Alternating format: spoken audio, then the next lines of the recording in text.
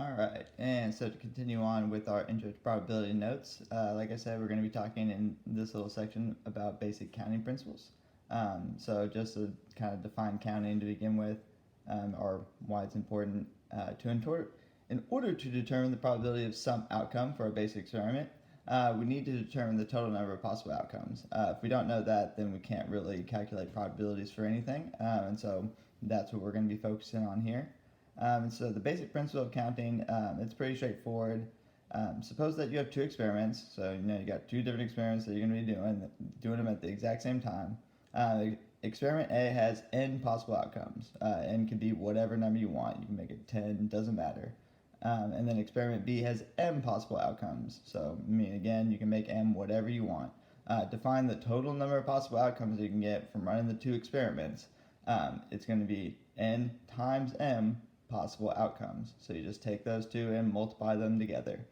So for example, if experiment A had 10 possible outcomes and experiment B had 9 possible outcomes, then the total number of possible outcomes would be 10 times 9, which is 90. Pretty straightforward. And if you even have more than two experiments, it's just the same process. So that's pretty much how it works. So here we're going to do some quick examples. So the two questions we're going to be answering here are how many possible outcomes can you have when flipping two coins? Pretty straightforward, pretty simple. And then next, also pretty simple here, how many possible outcomes can you have when flipping three coins? So just adding one more coin. So here, the way this is going to work, we'll start with our first one here, the two coins.